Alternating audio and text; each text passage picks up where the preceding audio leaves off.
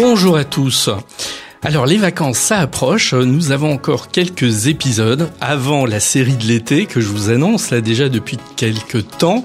Série de l'été puisque je vais consacrer une grande partie des épisodes de cet été à la fiscalité immobilière avec un objectif qui est de décrypter la fiscalité pour les investisseurs en immobilier et notamment de donner un petit peu les grands basiques pour toute personne qui veut investir. Je sais que vous êtes nombreux dans ce cas, et qui s'interroge concernant sa fiscalité. Et donc, on décortiquera tout ça de manière plutôt simple et accessible, comme j'aime à le faire en général.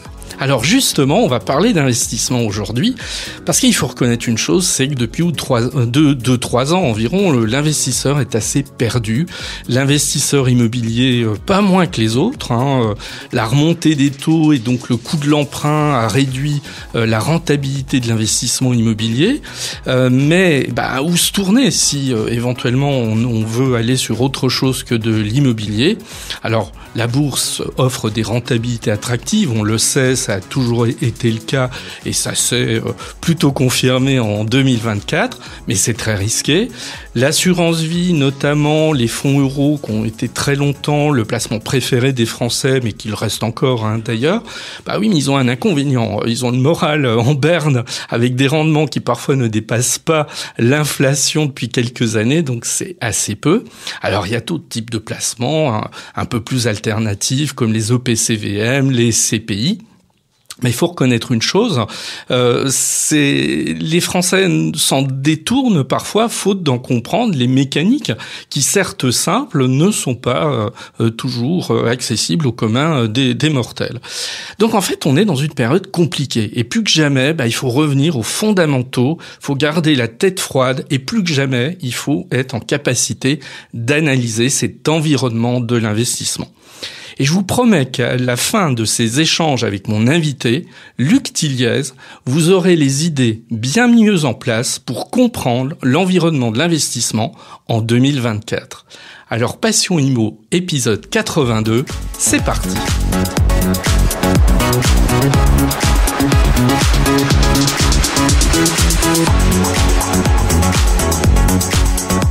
Qui est mon invité, Luc Tilliez, avec qui nous allons passer un moment à parler investissement. Luc Tilliez, il a 39 ans, il a toujours été très passionné par la gestion de patrimoine. Alors, il l'a concrétisé lui-même à travers ses propres investissements. Il a surtout passé 10 ans dans le milieu bancaire, ce qui lui donne, à mon avis, une légitimité que n'ont pas toujours ceux qui prétendent parler d'investissement. Il a créé récemment un cabinet d'ingénierie patrimoniale où il met en avant un certain nombre de principes. Et c'est ces principes qu'on va découvrir. Alors, ne vous dites pas, oula, des principes, on va parler théorie. Non, on va pas du tout parler théorie. Au contraire, on va être extrêmement pratique dans nos approches, dans ce que l'on va décrypter.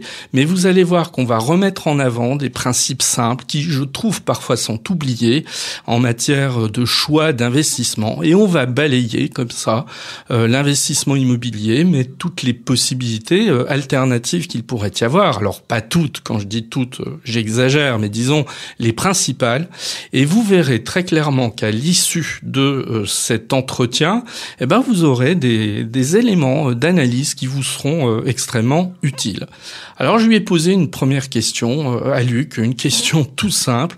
Est-ce qu'il faut avoir peur de l'environnement, de l'investissement en 2024 ? Moi, j'aime beaucoup les citations. Je vais en partager une qui vaut pour tout temps, y compris pour les investisseurs ou même pour les électeurs. Quand le vent souffle, il y en a qui créent des murs, il y en a qui créent des moulins. Et c'est une réalité. La première chose quand on investit, c'est souvent de se poser la question de pourquoi, quelle est mon intention, qu'est-ce que je veux atteindre, pour quelle raison. Donc, ça commence par la maïeutique. Souvent, les personnes, elles se disent, je veux investir pour investir, parce que je veux être propriétaire de ma résidence principale, parce que je veux être en sécurité, parce que je veux avoir plus de loisirs, parce que je veux pouvoir voyager. Donc, finalement, investir, c'est un moyen. Et on a différents moyens d'investir. Et pour rejoindre la réflexion que vous avez, souvent, ce qui manque aux personnes, c'est le chemin. Vu que à l'école, dans notre éducation, on a peu d'éducation financière, on ne sait pas comment fonctionnent les investissements immobiliers, on ne sait pas comment fonctionnent les investissements financiers, on ne sait pas réellement comment fonctionne le fait de développer une entreprise. Donc le conseil que je peux donner au tout début, si on est toujours en macro, c'est de dire qu'est-ce que je veux atteindre et sur la base de qu'est-ce que je veux atteindre, c'est qu'est-ce qui existe déjà. Et le fait de poser déjà le qu'est-ce qui existe déjà va m'inciter à aller chercher des informations. Premier pas. Deuxième pas, recroiser toujours les informations. Aller chercher dans un expert, dans un livre, dans une vidéo, dans une formation, chez un professionnel qui va vous facturer des honoraires, et recroiser les faisceaux d'informations. Pourquoi? Parce que même le meilleur professionnel reste humain et peut oublier des choses. Il n'y a personne qui est invincible ou qui sait tout. On est Euh, d'accord, hein, oui. donc ça, c'est Ouais. important. Mm. Et il y a également autre chose, c'est comprendre votre situation. Vous pouvez aller voir un professionnel, vous pouvez lire des articles de loi, des jurisprudences, des personnes qui ont investi, mais les personnes vont partager leur propre expérience au travers leur propre prisme. Et ce n'est qu'en vous posant des questions qu'elles vont pouvoir déterminer une spécificité, ou si vous-même, vous avez trouvé le moyen de vous poser les bonnes questions, je vous en ai partagé quelques-unes, hein, qu'est-ce que Mm, je veux mm, atteindre, mm, pour quelles raisons, et ainsi de suite, mm, que vous allez pouvoir dire, ah, ça, c'est ce qui correspond à ma situation spécifique à l'instant T. mm. Et il y a autre chose qu'il faut se dire quand on souhaite investir, c'est que les investissements, ou de manière plus générale la gestion de patrimoine, peut-être qu'on le définira après, c'est vivant. On ne pense pas de la même manière quand on a 20 ans, quand on a 30 ans, quand on a 40 ans, quand on a 50 ans. Et ça veut dire que des idées et des éléments que j'ai pu mettre en place à une période de ma vie, parce que ma vie elle a évolué et que j'ai une vision qui est différente, eh bien évidemment, ça peut prendre une direction différente et ça veut dire que je dois rester souple, agile, mobile, sans parler des évolutions également réglementaires, législatives. On le voit avec les lois de finances et ainsi de suite. Tout à fait.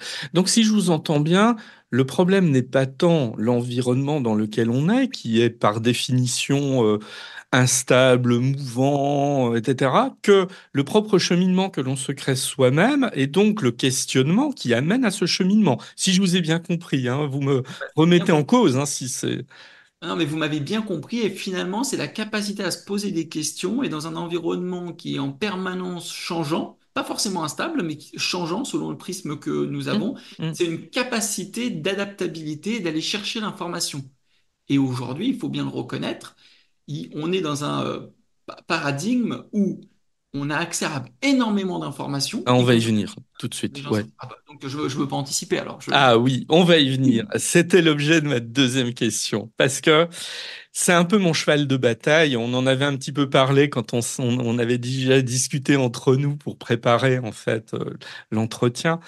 C'est mon cheval de bataille. Je crois qu'aujourd'hui, il n'y a pas un cours, hein, parce que moi j'enseigne le droit et la fiscalité immobilière. Il n'y a pas un cours ou une formation que je fais avec des stagiaires dans laquelle je ne mets pas en garde à l'égard de l'information, dans laquelle je ne mets pas en garde contre, enfin contre, c'est pas contre, à l'égard plutôt, à l'égard de tel ou tel communicant qui va, voilà, vendre sa soupe, pour le dire franchement, sur les réseaux sociaux. Comme je suis plutôt très observateur des réseaux sociaux, je suis effaré par tout ce qui est colporté, etc. Mais à la limite, c'est pas tant ça qui me dérange que la crédulité. Parce qu'après tout, chacun a le droit de vendre ce qu'il a envie, ça c'est pas un souci, mais c'est la crédulité qu'on rencontre en fait derrière et de personnes qui gobent, parce qu'il n'y a pas d'autre mot, des discours totalement surréalistes concernant l'investissement, hein, en particulier, de la part de gens qui vendent du rêve. Donc ma question, aujourd'hui, quand on est quelqu'un, on va dire lambda, hein, donc il n'y a pas nécessairement toutes les clés pour décrypter, comment on reconnaît aujourd'hui une information fiable d'une information qui ne l'est pas, et le corollaire hein, de la question, comment être capable de s'adresser aux bons interlocuteurs, aux bons professionnels et d'écarter ceux qui visiblement, sont pas très sérieux. Comment on sépare le bon grain de l'ivraie, voilà, pour le dire plus simplement. Je sais que la question est compliquée, je suis désolé de vous la livrer, mais pour moi, c'est une question essentielle en 2024. Merci de me la poser. C'est une question qui n'est pas évidente. Pourquoi? Les personnes, dans le contexte actuel, comme il y a beaucoup d'informations, n'ont pas le temps. Les personnes veulent aller vite, veulent avoir l'information vite, veulent bouger rapidement. Et évidemment, la vitesse amène à la précipitation et donc on manque de réflexion sur ce qu'il m'arrive. La deuxième chose, c'est qu'on est dans un monde maintenant où le marketing a avant c'était le cash is king, maintenant c'est marketing is king. C'est la personne qui va réussir à communiquer le plus va obtenir le plus de crédibilité. Oui. Et ça vaut pour les vendeurs de rêves dans l'immobilier, mais ça vaut, on l'a vu, hein, pour la bourse avec ceux qui font du copy trading, ça vaut pour certains professionnels parce que, je vais illustrer avec cette analogie, mais vous avez des boulangers, plusieurs boulangers sur la place, il y a peut-être un boulanger qui va faire un excellent pain, et puis il y a peut-être un autre boulanger qui va faire d'excellents, je sais pas moi, d'autres formes de pain ou des baguettes, peu importe. Mais il y en a un qui est peut-être meilleur que l'autre pour différentes raisons. Et en fonction de ce que moi j'ai besoin, bah peut-être que c'est plus cette personne-là qui va être adaptée à ce que moi je veux. Là, on parle de nourriture de goût, c'est facile. Je vais tester l'un, je goûte, je vais tester l'autre, je goûte, je vois qu'est-ce qui me correspond le plus. Quand c'est un professionnel, c'est plus subtil que ça, parce que la complexité et la quantité d'informations est telle qu'il y a deux biais. Le premier, c'est que je paye, mais je ne sais pas ce que je ne sais pas, et donc le professionnel, sous couvert de son diplôme, sous couvert de son expertise, va avoir une crédibilité que je ne vais pas pouvoir vérifier ou que je ne vais pas vouloir vérifier, parce que si j'ai payé un avocat 200 euros de l'heure, par exemple, pourquoi je vais aller payer un autre avocat 200 euros de l'heure pour peut-être entendre la même chose? Donc ça, c'est la première chose. Et ça fait pareil d'ailleurs avec les formations. Si j'ai acheté la formation 2000 euros ou 1997 euros d'un formateur et que l'information qu'il m'a donnée, je l'ai peu appliquée ou appliquée et que ça a peu marché ou marché, a priori, ah, c'est que ça fonctionne. Pourquoi je vais aller remettre en cause en achetant une autre formation d'un autre formateur d'un coût qui pourrait être équivalent, alors que le premier, pour moi, vu que j'ai payé ce prix-là et que j'ai commencé et que ça a un peu marché ou marché, c'est bon. Donc, en fait, ça va dépendre de ce que nous cherchons. C'est que si je suis prêt à m'investir dans un chemin, d'être accompagné, pour moi, c'est ça la vraie différence. Alors, on en revient sur ce qu'on disait au début, c'est se poser les questions de la personne que je m'apprête à solliciter, est-ce qu'elle m'a été recommandée? Est-ce que la manière dont elle s'exprime, est-ce que j'ai vérifié les informations qu'elle m'a partagées par moi-même ou par un professionnel avant de m'engager avec elle? Premier point. Deuxième point, quand je vais être engagé avec elle, est-ce que c'est un accompagnement ou est-ce que je suis en autonomie? Si je suis en autonomie, ça veut dire qu'on me met de l'information à disposition qui n'est peut-être pas à jour, qui n'est peut-être pas exacte, parce que c'est un prisme qui ne correspond pas nécessairement à ma situation sur mesure. Et pour moi, ça, ce sont déjà des éléments qui sont des éléments de vigilance. En revanche, si j'ai une personne en face de moi avec laquelle je peux échanger, que cette personne-là, plutôt que de m'exprimer des constats, va me poser des questions pour comprendre ma situation spécifique et que sur la base de cette situation spécifique, va savoir me proposer des alternatives ou des zones d'attention que je vais avoir, alors ça va être une direction qui est plus adaptée. Mm. Méfions-nous de je suis professionnel, je suis un expert, donc je sais. Non. Et d'ailleurs, on le voit aujourd'hui, hein. Aujourd'hui, quelqu'un qui a fait un investissement immobilier, il devient formateur immobilier. Mm. J'utilise souvent cet exemple-là, par exemple, pour le financement bancaire. Il y a beaucoup de formateurs en ligne, je vais prendre l'exemple de l'immobilier, dans leur formation, qui partagent 1, 2, 3 heures de cours sur la thématique du financement bancaire. Mais souvent, ces personnes-là n'ont jamais travaillé dans le monde de la banque.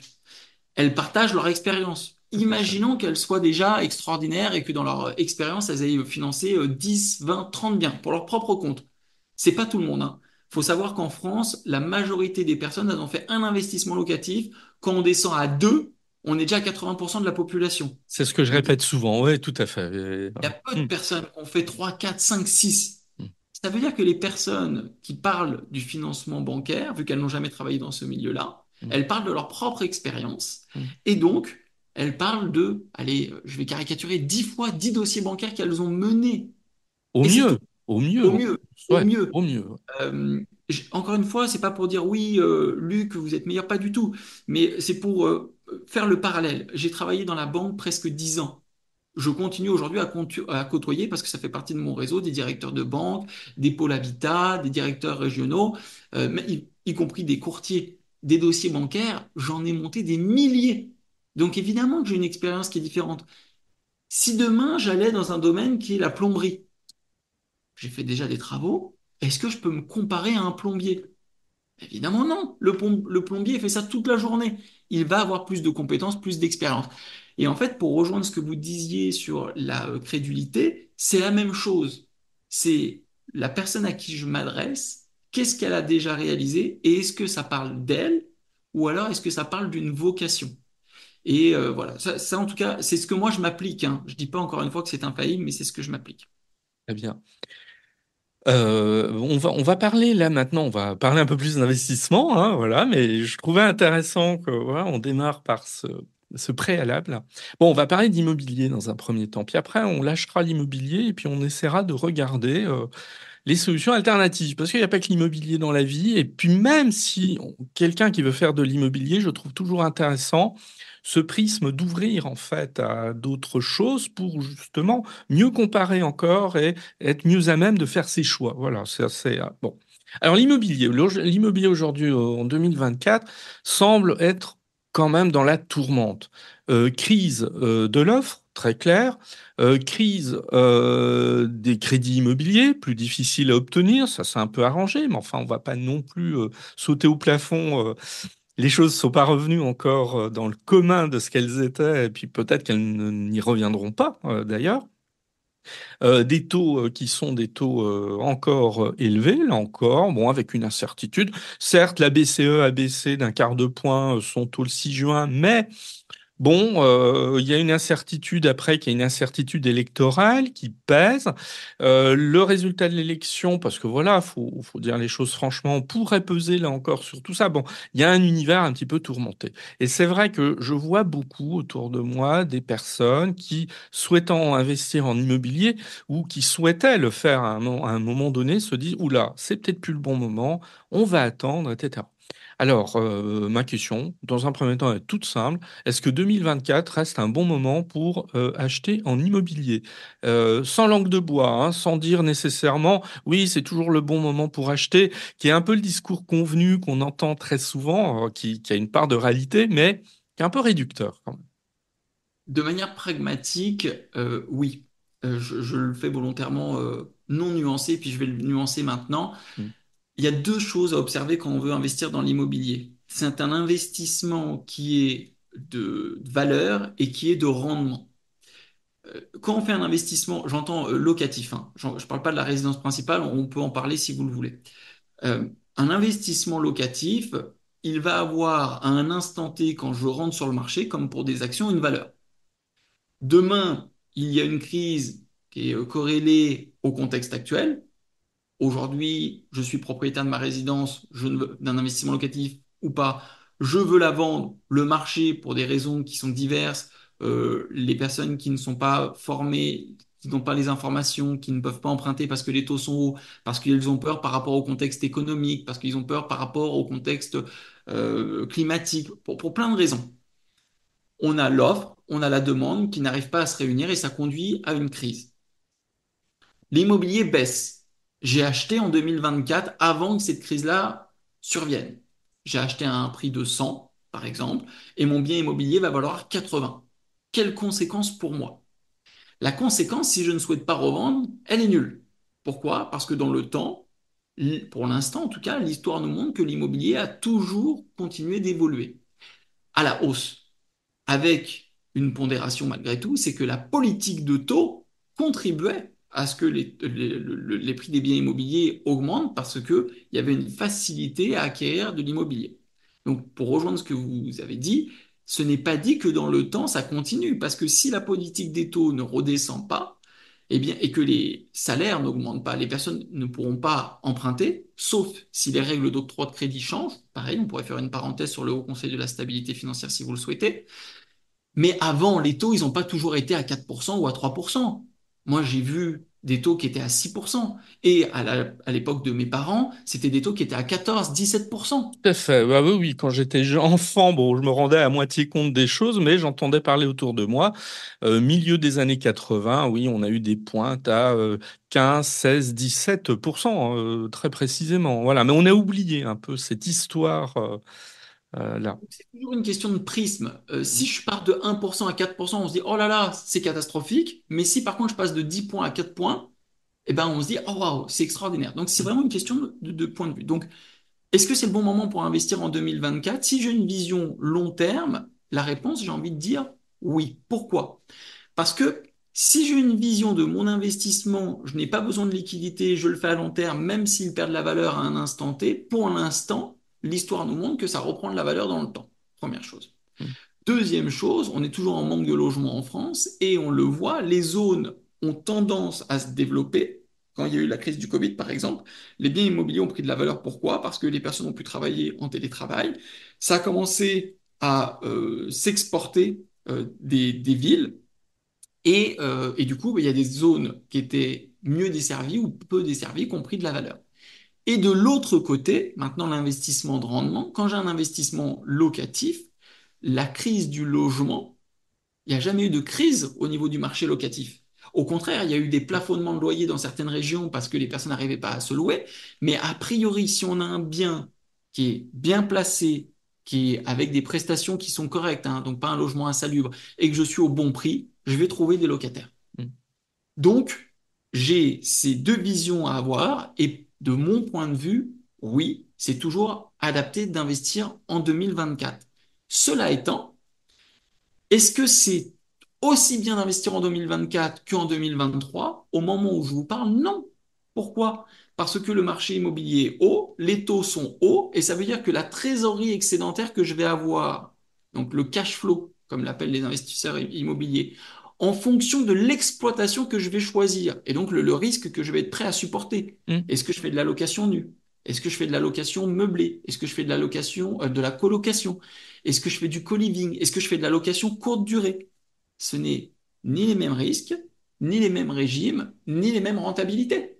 Et donc, là où avant, quand j'avais un rendement qui était de 7% brut, on pouvait considérer que j'étais à l'équilibre de mon investissement.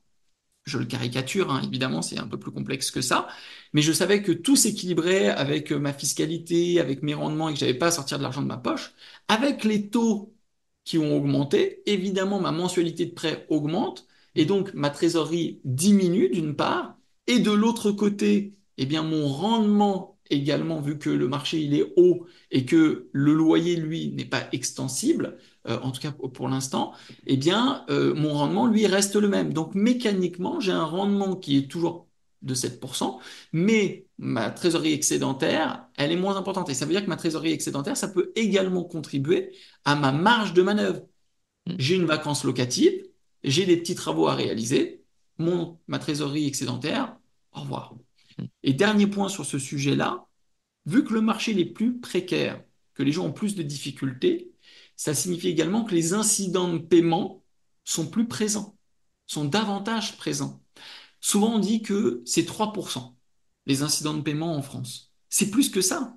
Comment ils sont mesurés, les incidents de paiement? Sur la base de ce que communiquent les assurances sur la sollicitation des garanties loyers impayés, sur la base des cautions, sur la base des conflits juridiques. Mais il y a combien d'incidents de paiement qui ne sont pas déclarés, qui sont simplement abandonnés par les investisseurs pour aller plus vite, qui sont simplement écartés parce qu'on s'arrange avec le locataire.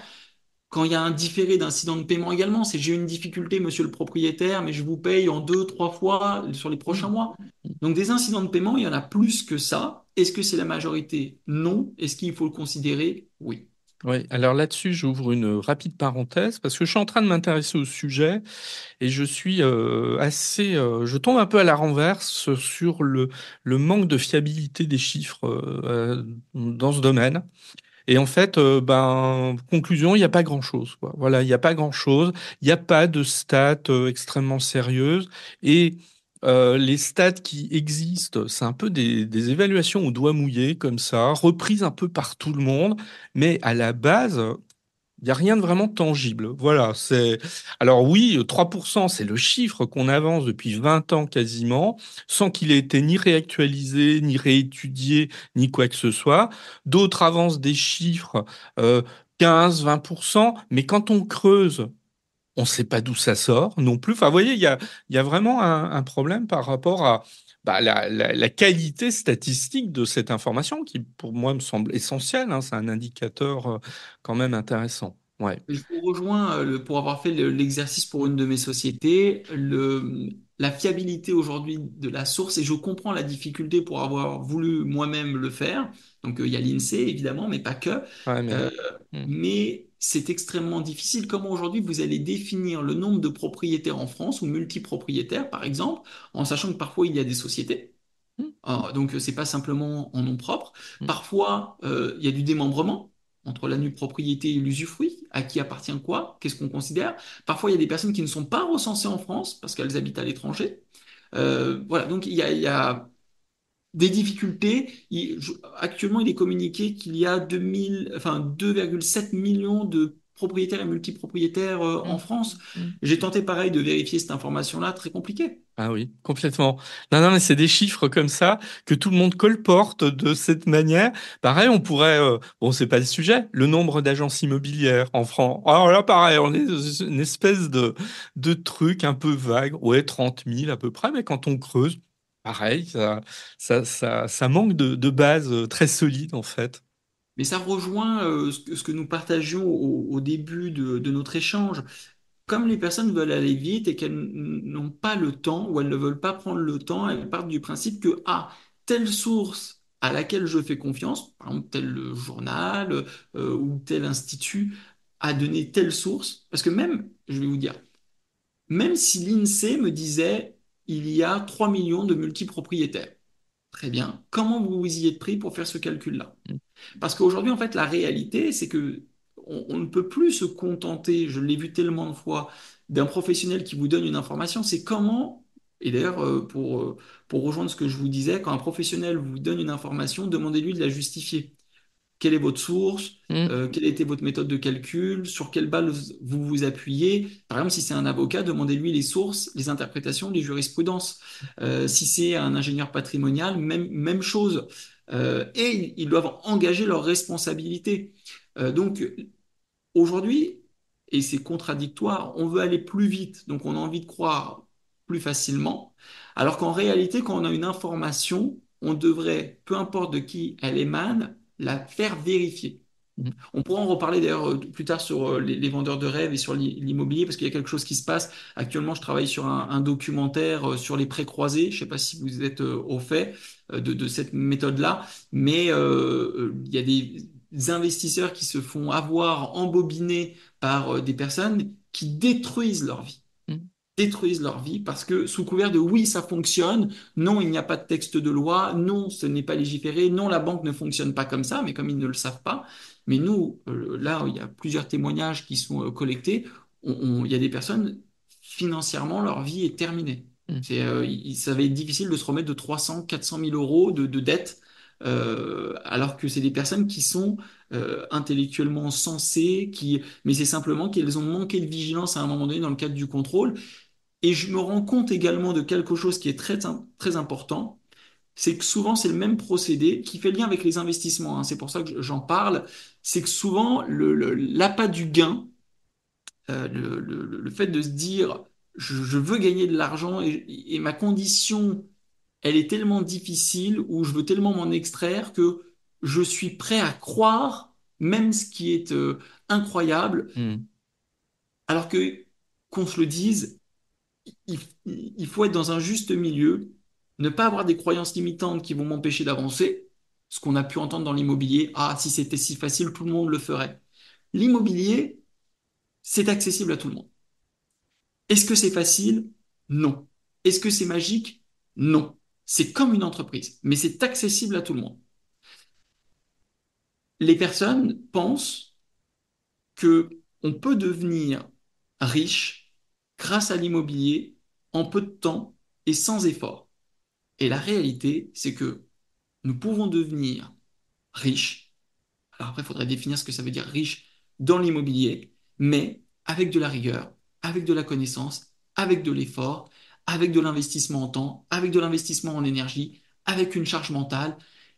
Et là, oui. Et pas en 6 mois, pas en un an, pas en 2 ans. Les techniques qui avaient été le plus prodiguées, c'était l'achat-revente. Dans le contexte actuel, et on l'a vu à partir de 2023, ceux qui étaient dans la promotion du neuf ou ceux qui étaient dans l'achat-revente, qui avaient peu de connaissances, ça a été catastrophique pour elles. Mm. Ceux qui faisaient de l'exploitation en location courte durée, on le voit comment ça est en train d'évoluer dans le cadre des lois de finances ou dans les éléments qui sont mis en place avec les copropriétés ou avec le durcissement de la loi sur la fiscalité. On voit que c'est dans le collimateur. Pour combien de temps encore? Donc, oui, il y a des choses à faire. Attention à ce qui brille. Souvent, ce qui brille est dangereux. Voilà, donc il faut redoubler de vigilance. La patience, c'est le maître mot. Et si dans votre plan, vous vous dites en 5 à 10 ans, je change complètement ma vie grâce à l'investissement immobilier, si on en parlait. Oui, c'est possible d'apporter des nuances et des changements. On le fait, nous, dans les personnes qu'on accompagne, mais pas n'importe comment. Et le fait de se dire, dans un an, votre vie, elle a changé et vous remplacez grâce à de l'allocation courte durée, et vous faites un SMIC. Attention derrière, il y a des charges, il y a de la fiscalité, vous avez fait un effet de levier parce que vous aviez peut-être un salaire. Enfin, c'est pas si simple que ça. Alors, on va clôturer en fait cette première partie consacrée à l'immobilier. Vous avez anticipé sur une dernière question que je vais poser, mais vous y avez répondu en fait dans le fil de votre réponse précédente. Euh, on a bien compris que l'immobilier, c'est pas nécessairement simple. Je pense que c'est un discours qu'il faut sans cesse rappeler. Alors maintenant, les alternatives aujourd'hui à l'immobilier, qu'est-ce que ce serait? Alors on va pas parler de tout, c'est pas possible, c'est pas possible. Mais disons, moi j'aimerais bien que vous mettiez en avant. Euh, on parlait tout à l'heure, vous disiez que finalement le profil des investisseurs en France, il reste relativement modeste, hein. C'est cette personne qui va acheter un bien immobilier pour compléter son revenu, peut-être un deuxième, mais c'est même pas certain. Et puis voilà, déjà là, comme vous le disiez, on a atteint, avec le troisième bien, on a dû avoir atteint, je crois, l'essentiel, hein, en fait, du profil des investisseurs. Bon, alors l'investisseur modeste, voilà, qui veut compléter son revenu, vers quoi il peut se tourner d'autre s'il veut pas finalement aller vers l'immobilier en se disant, bah oui, c'est peut-être pas le bon moment, ou je n'ai peut-être pas la trempe non plus d'aller chercher un bien, etc. On sait que c'est pas toujours aussi simple. Vous l'orienteriez dans quelle direction? Alors, déjà la genèse, quand on fait de l'investissement, quel qu'il soit, il y a des règles à respecter de diversification pour pondérer le risque. Première étape, une épargne de précaution. J'ai tendance à dire dans les clients qu'on accompagne qu'ils doivent avoir 3 à 6 mois d'épargne de précaution, de l'argent disponible immédiatement, Mm. souvent sur des comptes bancaires type livret A. La réflexion est de se dire, la dernière fois que j'ai rencontré une difficulté financière, de quel ordre c'était? Et souvent les personnes, c'est rare qu'il y ait une tuile de 5 000 € qui leur tombe comme ça sur le nez. Donc ça, c'est la première étape. Deuxième étape, effectivement, ce sont d'autres piliers. Dans les Donc, piliers, attendez, Luc, je vous arrête. Donc, vous voulez dire par là que ça sert peut-être à pas grand-chose d'avoir une épargne de précaution pléthorique et qu'il faut peut-être raison garder par rapport à ça. C'est ça que vous voulez dire, en fait. complètement. C'est que D'accord. l'épargne de précaution n'est pas un investissement en soi, parce que souvent, quand on la compare à l'inflation ou au rendement, c'est pas intéressant. En fait, on le fait pour de la sécurité. Donc, ça sert à rien d'avoir plus à 3 à 6 mois, et encore, je pondère, ça dépend de votre rémunération, mais 3 à 6 mois d'épargne de précaution. Ça, c'est le premier pas. Deuxième pas, on se pose la question des différents actifs qui existent. Les différents actifs qui existent, il y a l'immobilier, il y a la finance et il y a le professionnel, les actifs professionnels. Et je vais en rajouter une quatrième qui est les investissements que j'appelle alternatifs. Par exemple, les investissements sur le monétaire, les investissements sur les crypto-monnaies, par exemple, les investissements dans l'art, les investissements dans les voitures de collection, les montres et ainsi de suite. Alors là, qu'on va laisser de côté sur C'était notre simplement problématique, là. Ouais. pour dresser. Quand ensuite les personnes se sont dit, bon, j'ai de l'épargne de précaution, j'ai fait un peu d'immobilier ou j'ai plus envie d'en faire plus pour les raisons qui m'appartiennent, sur quoi je peux aller? Eh bien, on a soit les entreprises, soit la finance. Sur les entreprises, il y a deux manières d'y aller. Première manière, c'est moi qui crée mon entreprise où je m'associe. Deuxième manière, eh bien, c'est de faire de la capitalisation, hein, du private equity, c'est j'investis mes fonds dans des entreprises dans lesquelles je crois. C'est pas toujours facile de le faire en direct. Donc, généralement, je reviens à la finance et je passe par des fonds de private equity. Quand maintenant je retiens la finance, et je me dis très bien, je vais aller dans le monde de la finance. Dans le monde de la finance, encore une fois, il y a des ramifications qui se créent. Je peux tout à fait aller dans le monde de la finance en achetant de la pierre papier, donc des parts de SCPI par exemple. Je n'en recommande pas. Je peux aller également dans le monde de la finance en allant chercher des... Alors attention, je vais vous arrêter parce que vous dites ça, je vous recommandais pas. Ben, moi, je veux savoir pourquoi, parce que ça va intéresser en fait. Très bien. Alors, je ne recommande pas pour plusieurs raisons. La Ouais. première, c'est comprendre comment des parts de SCPI fonctionnent. Il y a Mm. différentes thématiques sur les SCPI, enfin, différents secteurs. Il y a le secteur de l'habitation, du résidentiel, il y a le secteur des bureaux et il y a le secteur de la logistique. Quand on regarde les performances qu'elles offrent, la plupart du temps, c'est des bureaux. On l'a vu par exemple dans le cadre du Covid, eh bien, l'exploitation, elle est plutôt faible. Deuxième chose, on l'a vu et j'invite hein, les auditeurs s'ils veulent aller voir comment performent les SCPI et comment elles sont évaluées. C'est deux choses qui sont importantes. Euh, les SCPI qui sont les plus critiqués, il y a Primonial, il y a Amundi et il y a Quorum. Quand vous allez les voir, souvent la valorisation, sans que les personnes ne le sachent, sont surévaluées. Alors les gens vont crier au scandale, non, c'est pas vrai. Il se trouve que je connais des personnes qui travaillent avec les experts des SCPI, qui sont des experts qui sont mandatés pour une période de 5 ans et qui, quand elles proposent une valorisation, peuvent être appelés pour leur dire, ah, la valorisation que vous avez faite, elle est pas tout à fait exacte, elle ne nous convient pas tout à fait. Effectivement, ils sont indépendants, ils ont des mandats de 5 ans. Mais si l'expert, à chaque fois, il propose une valorisation qui ne va pas dans le sens du fonds de SCPI, bah, qu'est-ce qui va se produire à la fin de son mandat? Donc, c'est ces questions-là qu'il faut se produire. Et les rentabilités, souvent, qui sont corrélées quand on vient mutualiser la rentabilité plus la fiscalité plus la disponibilité, ce n'est souvent pas adapté. Je ne veux pas dire que ce n'est jamais adapté. Il y a certaines stratégies où ça peut l'être. Quand, par exemple, on va faire un emprunt et que je vais faire un apport qui est important pour acquérir les parts de SCPI, le rendement que je vais pouvoir avoir sur les parts de SCPI va rembourser le prêt, tout se fait en automatique, j'ai pas besoin de payer les travaux, j'ai pas besoin de m'occuper de la gestion, donc ça peut être confortable. Il y a des endroits avec le démembrement des parts de SCPI qui peuvent être intéressants. Mais pour la compréhension et peut-être avec un raccourci, généralement, ce n'est pas adapté. Voilà, si on cherche un rendement qui est plus important par rapport à un risque qui est supplémentaire ou différent, les parts de SCPI, c'est pas toujours intéressant. Mais ce qu'il faut retenir, c'est que je peux investir dans de l'immobilier en direct, mais je peux investir également au travers d'immobilier sous format SCPI, mais pas que, hein, pierre papier. Mais il y a d'autres choses hein, qui existent sur les SCPI, enfin, sur l'investissement immobilier, hein. On peut faire du crowdfunding, on peut Ah, on va faire laisser, oui, mais on va laisser tout ça. Oui, ça nous prendrait. Alors, on referme la parenthèse SCPI, mais je trouve que justement, c'est intéressant d'expliquer pourquoi vous ne les recommandiez pas. Alors, poursuivons notre petit tour d'horizon là, que vous avez démarré. Je vous ai interrompu, je suis désolé, parce que je voulais qu'on vous avez évoque raison. les SCPI. Ensuite, il y a différents véhicules. Les véhicules qui vont être plus ou moins adaptés à une gestion, qui peuvent être les contrats d'assurance vie, les contrats de capitalisation, les plans d'épargne en action, donc qui vont servir finalement à choisir quel objectif je veux atteindre, donc pourquoi je vais choisir ces véhicules-là, et au sein de ces véhicules, les actifs qui vont y être éligibles. Par exemple, si je décide de mettre en place un plan d'épargne en action, eh bien, ça va être des titres qui sont éligibles à l'Europe. Donc peut-être que ça ne me correspondra pas. Si j'ai la volonté, pour revenir sur ce que nous partagions au début, sur pourquoi je vais investir et qu'est-ce que je veux atteindre, si j'ai une volonté de minorer ma fiscalité, mais en même temps de faire de la transmission, peut-être que le contrat d'assurance vie sera plus adapté.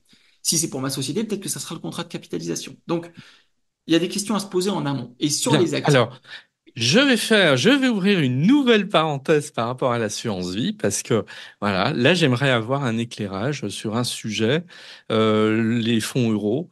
Les fonds euros, quand on regarde la courbe de rendement des fonds euros depuis 25 ans, on voit cette courbe descendante qui est assez symptomatique, ce qui est logique après tout, parce que ça vient aussi en corrélation avec la baisse des taux, entre autres.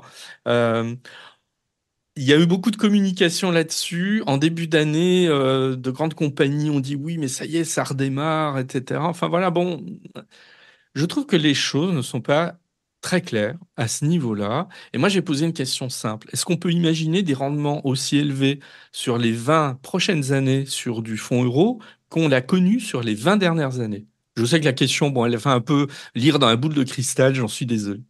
exact. Bon, je ne peux pas répondre avec Non. certitude, mais en fait, ce qu'il faut comprendre, c'est que le fonds euro, il est souvent basé sur des dettes d'État. On l'a vu en 2008, c'est ce qui a conduit d'ailleurs la Grèce à subir cette correction du marché.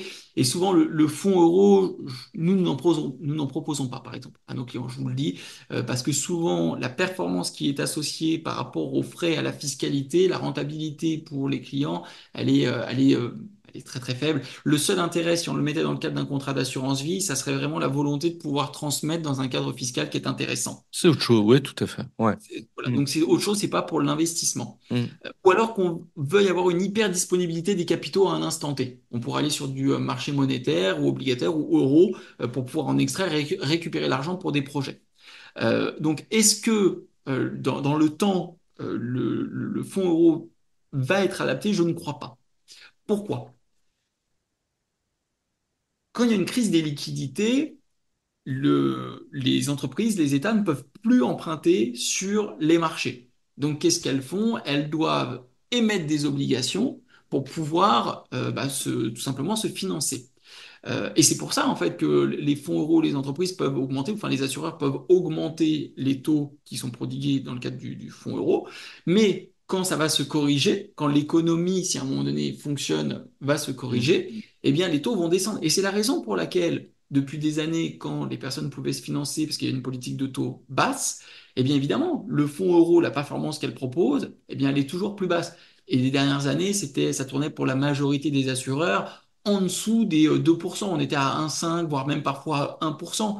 Si vous enlevez la fiscalité dessus, vous regardez à combien il est le livret A, bon, c'est plus intéressant d'aller sur un livret A, par exemple. Actuellement, je crois qu'il est Et à si 3. j'enlevais l'inflation aussi, en fait, donc, Non, mais ah c'est oui. la raison pour laquelle les personnes, quand elles regardent, si elles font un fonds euro, qu'elles le comparent à l'inflation, qu'elles enlèvent les frais de gestion, qu'elles enlèvent la fiscalité, l'intérêt, c'est zéro. D'un point de vue investissement, j'entends, hein, je ne parle pas de transmission, je ne parle Non, pas non, de... non. Mm. Mm. Voilà, c'est l'investissement, c'est zéro. Donc, encore une fois, est-ce que, j'extrapole, si demain le fonds euro il était à 4%, par exemple, qu'est-ce que ça signifierait? Ça signifierait que le marché, vu qu'il y est corrélé, il a augmenté d'autant. Je suis pas certain que ça soit une bonne nouvelle. Mm. Voilà, donc il y a deux réponses que je vous apporte. Un, je ne crois pas que ça va augmenter comme les dernières pour atteindre ce qu'on a connu dans les 20 dernières années. Mm. Deux, si c'était le cas, je ne crois pas que ça serait une bonne nouvelle pour l'économie. Mm. Alors, avant de vous laisser terminer, puis même l'heure tourne, il faut qu'on soit attentif à l'heure qui tourne. Euh, Moi, j'ai l'impression qu'aujourd'hui, en 2024, l'investisseur, il est un peu dans une situation de désarroi. J'ai le sentiment, quelques années en arrière, qu'il y avait des sortes de produits phares incontestables qu'on pouvait choisir, et puis que finalement, c'était simple, et qu'aujourd'hui, c'est un peu compliqué. J'ai raison ou j'ai tort de faire cette analyse, qui est un peu un raccourci, hein, quand même, j'en conviens. Alors, c'est simple ou en fait ça dépend l'intérêt qu'on y porte. Et comme ça, je vais finir sur une réflexion. Je vais parler des produits défiscalisants, par exemple, qui ont existé, qui continuent d'exister, mais qui sont moins en fait. Par exemple, le Pinel qui arrive à la fin, mais il n'y a pas que Oui, le Pinel, hein. Il y a non. le plan d'épargne retraite. Bon, il y a d'autres dispositifs, Girardin. Voilà. Euh, si vous ne creusez pas sur le papier, au tout début, ça semble intéressant. simple. Quand vous commencez à creuser, la majorité du temps, l'intérêt, il est pas pour l'investisseur. C'est faux. Quand vous posez tous les chiffres, et si on est honnête, c'est pas toujours ce qui est le plus intéressant, ou alors dans certaines cases spécifiques. Quand vous parlez avant de produits qui paraissaient simples, c'est surtout la manière dont ils étaient marketés, présentés. Je me rappelle quand j'étais dans la banque, et je vais donner cet exemple-là, si on parle des fonds communs de placement, si on parle de SICAV, si on parle de produits structurés, Hmm. la manière dont c'était présenté, compte tenu des obligations réglementaires avec les autorités des marchés financiers, avec les documents d'information clés pour les investisseurs, le prospectus, si on commence à donner toutes ces informations-là aux clients à lire, oui, ça se complexifie.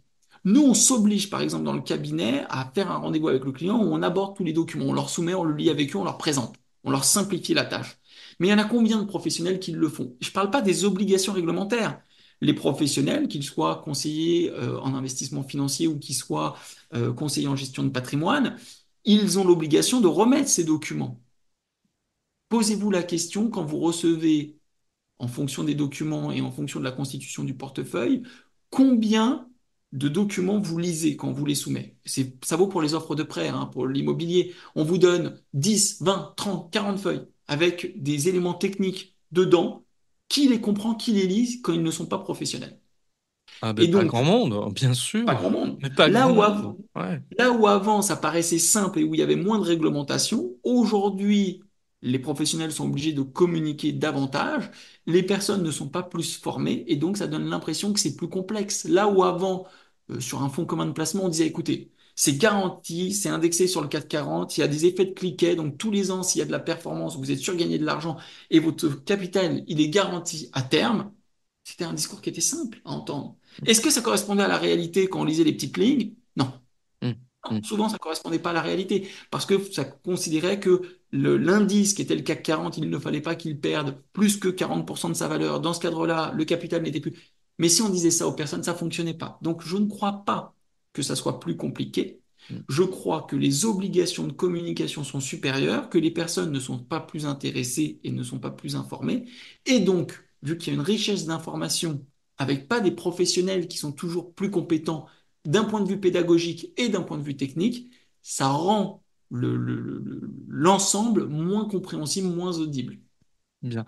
Alors, ça va nous amener à notre conclusion. Et notre conclusion, je vais l'amener en fait sur un point, on en a déjà discuté entre nous une première fois, qui est celle aujourd'hui des professionnels en matière d'accompagnement sur la gestion de patrimoine. Vous avez un regard qui est assez critique quand même de manière globale sur un certain nombre de ces professionnels qui, pour le dire, alors vous le direz peut-être pas comme ça, moi je le dis peut-être en mettant moins de gants, sont parfois davantage des vendeurs que des conseillers, que des accompagnateurs, voilà. Alors, expliquez-nous rapidement en fait quelle est votre vision en fait aujourd'hui de ces professionnels? Alors sans juger, hein, bien évidemment. Et puis vous, quelle est la carte que vous jouez plutôt quand vous accompagnez, quand vous conseillez quelqu'un? Ce qui je trouve intéressant parce que ça permettra aussi à ceux qui nous écoutent de se dire ah oui tiens, quand je veux choisir un professionnel de ce type, j'ai peut-être intérêt à regarder un certain nombre de choses, notamment la manière dont il va m'accompagner, voilà. Alors, qu'avez-vous à dire sur ce sujet? Alors, en quelques minutes, Oui. le constat sur le marché pour moi, c'est que la majorité des professionnels dans la gestion de patrimoine ont une bonne intention. Souvent, quand je discute avec eux, quand ils sortent des écoles, toutes les écoles, hein, que ce soit Juris Campus, Paris Dauphine, l'OREP, l'IAE de Caen, tout le monde a une bonne intention. Je veux accompagner des clients et leur donner des conseils. Ça, c'est leur volonté, je ne la remets pas en cause. La difficulté, c'est que dans les écoles, on leur donne, ou dans les formations, on leur donne de la technique, de l'information, mais on ne leur apprend pas comment accompagner. Ils ne sont pas formés au métier du coaching, ils ne sont pas formés à la maïeutique, l'art de poser des questions. Ce qui fait que quand ils arrivent sur le marché, il faut bien qu'ils mangent, il faut bien qu'ils aient de quoi se nourrir. Et tout le monde ne veut pas ouvrir son cabinet, et les cabinets qui existent, et il faut le dire, ce qui rapporte le plus d'argent dans un cabinet, ce sont les investissements financiers. Donc, il y en a qui vont dans des banques, le confort, et les banques appliquent la même stratégie. Et il y en a qui vont majoritairement dans des cabinets qui proposent des produits. Ça veut dire que Il y a une différence quand on est investisseur, qu'on va voir un cabinet de gestion de patrimoine et que sur le marché, ils proposent des produits. Quand ils viennent, et je vais faire l'analogie avec des médecins, vous venez, vous avez une problématique, une coupure, le vendeur, il va dire, bah, ça tombe bien, j'ai un pansement, je le mets dessus. Voilà, vous êtes guéri, payez-moi, au revoir. Alors que la démarche devrait être comment vous vous êtes fait la blessure. Je vais regarder si vous êtes infecté ou pas. Je vais regarder s'il y a d'autres implications pour le reste du corps. C'est le même travail qui devrait être fait. Et je considère que sur le marché, il y a 99% des conseillers en gestion de patrimoine qui ont une approche de vendeurs, qui ont une approche produit. Donc les personnes, elles n'ont pas à se, je parle des investisseurs, à se culpabiliser, mais quand elles viennent avec une demande, un symptôme, et le professionnel devrait voir derrière les besoins. Première partie de la population dans les conseillers en gestion de patrimoine. Deuxième partie, ce sont les jeunes ou moins jeunes, les personnes qui sont en reconversion, qui sortent de l'école, qui sont excités par toute une nouvelle compréhension, parce qu'ils découvrent ce que c'est le contrat d'assurance vie, qu'est-ce que c'est la holding, qu'est-ce que c'est le démembrement. Et ils veulent faire parfois une usine à gaz, ils veulent faire Mm. une approche technique pour le client, alors que parfois, eh bien, c'est l'ennemi du bien. Le mieux est l'ennemi du bien. Parfois, on peut simplement avoir une approche qui est juste, claire, efficace pour le client. Et pour répondre à votre question, comment nous on se positionne? On considère que plutôt que de mettre la personne au service de son patrimoine, il y a peu de personnes qui veulent devenir les plus riches. Et c'est là où on se trompe de combat. Les personnes ne veulent pas devenir les plus riches. Elles veulent avoir les moyens d'atteindre leur valeur. Passer plus de temps avec ma famille, voyager, avoir des expériences. Et par-dessus tout, tout ça, ça conduit à quoi? Ça conduit à être épanoui, heureux, avoir du bonheur. Et c'est souvent l'essence que les personnes oublient. Tout ce que je fais dans ma vie, pas uniquement les investissements, c'est au service de quoi? Et du coup, nous, dans le cabinet, on a une vision qui est de dire, nous allons mettre la gestion de patrimoine et le management du patrimoine au service de ce que la personne veut atteindre. Peu importe si c'est le plus optimisé ou pas, on dira à la personne, il y a une solution qui est le plus optimisée. Est-ce que c'est la solution qui va vous rendre le plus heureux? C'est pas certain. Donc peut-être qu'il y a une autre solution. Et pour moi, nous sommes professionnels de la gestion de patrimoine, des artistes. On doit poser des questions à la personne. On doit s'intéresser à la personne, mais pas uniquement d'un point de vue document. On doit s'investir, rentrer dans l'intime, comprendre quelles sont les relations que vous avez avec vos enfants, quelles sont les relations que vous avez avec votre conjoint, votre conjointe, vos parents, comment vous vous protégez, enfin, comment vous vous protégez dans le temps, comment vous vous projetez dans le temps. Euh, Et je crois que le, vous y passez beaucoup de temps, en fait, hein. Bien, pour vous donner un ordre d'idée, la première Ouais. fois qu'on rencontre les personnes et on ne les facture pas, on passe 2 heures avec elles. Mm. On passe 2 heures pour comprendre si oui ou non on va avoir la possibilité de collaborer avec elles. Et nous, on s'oblige, d'ailleurs je crois qu'on est les seuls à le faire en France, on s'oblige à une garantie de résultat et à un forfait qui est fixe. C'est-à-dire qu'on ne fonctionne pas à l'heure, les personnes viennent nous voir, peu importe leur situation, peu importe leur patrimoine, on a un forfait qui est fixe et où si on n'atteint pas à la fin de notre étude, à minima ce coût-là, on rembourse les personnes. Ce que je veux vous dire, c'est que pour répondre sur la manière dont nous travaillons, quand nous réalisons une étude et un accompagnement avec les personnes, la première chose que nous faisons, la personne vient avec une demande, on identifie des besoins et on répond à sa demande. C'est-à-dire qu'il y a deux pans. Premier pan, le bilan. On observe qu'est-ce que la personne elle a déjà mis en place et ça répond à notre première question, enfin à notre première action. Il y a 4 actions qu'on doit mener. La première, c'est sécuriser. Sécuriser l'existant et sécuriser ce qui serait à venir sur 5 thématiques: patrimoniale, matrimoniale, économique, juridique, pas uniquement fiscale, civile, immobilière, professionnelle et la transmission. Donc quand la personne vient me voir et qu'elle me dit je viens vous voir, parce que souvent ce sont les objectifs pour optimiser ma fiscalité, pour obtenir des compléments de revenus, pour préparer ma retraite. Souvent, ce sont les 3 éléments qui reviennent. Très bien. Mais la réalité, c'est que vous voulez baisser votre fiscalité ou vous voulez avoir plus de pouvoir d'achat. Ah, je veux avoir plus de pouvoir d'achat, d'accord. Mais vous voulez avoir plus de pouvoir d'achat pour faire quoi? Ah, parce que j'aimerais voyager plus. D'accord. Donc votre objectif, c'est pas d'optimiser votre fiscalité. Votre objectif, c'est de pouvoir voyager plus. Ça veut dire que si je trouve une solution pour vous faire voyager plus avec les moyens que vous avez sans changer votre qualité de vie, ça vous intéresserait. Oui, oui, oui, c'est ça. Parce que, et c'est là où il y a un amalgame, c'est que les personnes viennent avec des objectifs auxquels on doit répondre, mais nous, en regard de professionnels, on doit pouvoir faire un diagnostic et de dire, bon, bah déjà, je vais optimiser tous les éléments que je vois parce que là, vous êtes en danger. Si on ne bouge pas sur ça, vous risquez 50 000 euros d'amende. Si on ne bouge pas sur ça, vous risquez de perdre au moment de la succession tant d'argent.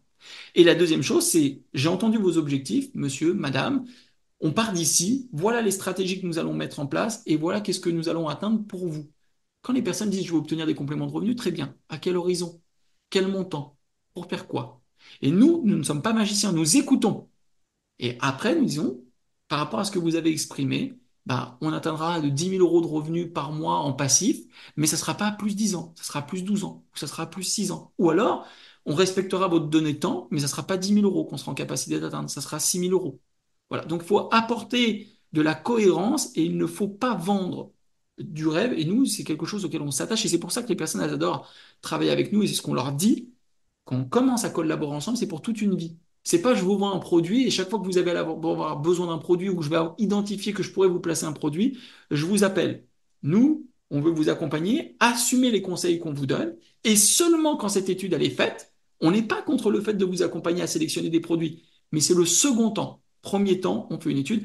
D'ailleurs, nous, les études qu'on fait, elles font entre 60 et 120 pages, hein. C'est une Ah moyenne. oui, ouais, en effet. Ouais. Donc là où des études, la plupart du temps, les conseillers en gestion de patrimoine qui vendent des produits, ils rentrent dans des outils type Big Expert, par Tout exemple. à Alors, fait. Oui, oui. je les ai testés hein, sur le marché, j'en Mm, connais plein. Ils sont mm, tous faux. mm. Ils sont tous faux. Donc que ce soit Big Expert, les éditions Francis Lefebvre, Upsys, tous. Si on fait une étude sur la base de ce qui est proposé, dans plusieurs cas, c'est faux. Et donc, ils sortent, non pas pour moi une étude, mais une synthèse d'informations qui fait une vingtaine de pages, une trentaine de pages, que le client n'a pas besoin. C'est de savoir la pression fiscale qu'il a, c'est super. Savoir les revenus qu'il a, c'est super. Les actifs qu'il a, c'est super. Est-ce que derrière, il y a un audit et il y a une stratégie? Je ne suis pas certain. Très bien. Eh bien, Luc, on va clôturer notre entretien. On a balayé très largement le sujet hein, de manière, je trouve, extrêmement structurée, claire. C'est ça qui est intéressant, hein, qui était vraiment passionnant dans cet échange. Et donc, je suis absolument convaincu que les auditeurs de Passion Immo vont y trouver du grain à moudre, comme on dit, et en tout cas, matière à réflexion pour la suite. Donc, Luc, merci et à très bientôt. Merci Eric de m'avoir invité, de m'avoir permis d'exprimer mon point de vue. À très bientôt. Comme je vous le disais en introduction, pas mal de choses à mettre dans sa boîte à outils de l'investisseur après cet échange avec Luc Tilliez. Donc, tout ça est à méditer. Je pense en particulier sur toute la méthodologie et peut-être toute cette réflexion qu'on a eue, même si notre entretien se limite pas à ça, toutes ces discussions qu'on a eues sur les formations. Parce que s'il y a bien un domaine où il y a beaucoup à laisser, c'est le domaine de la formation. Bon, il y a beaucoup de fausses promesses et de choses pas toujours très sérieuses, mais ça c'est un autre sujet que j'aborderai d'ailleurs un jour prochain. Voilà. Eh ben, Passion Immo épisode 82, c'est terminé. À très bientôt. Vous pouvez me retrouver comme d'habitude sur mes réseaux sociaux, sur LinkedIn, sur Twitter, sur Instagram, etc. Vous pouvez me poser des questions, réagir aussi. Sur YouTube aussi, j'oubliais YouTube. Ou curieusement, c'est peut-être le réseau social avec lequel il y a le plus d'interactions, des échanges, parfois animés, je reconnais. Bref, à très bientôt si vous le souhaitez. En attendant, profitez de ces beaux jours qui reviennent. Au revoir.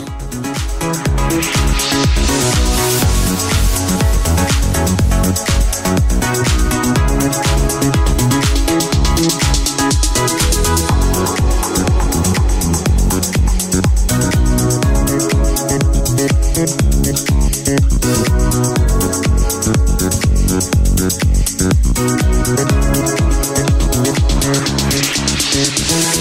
back.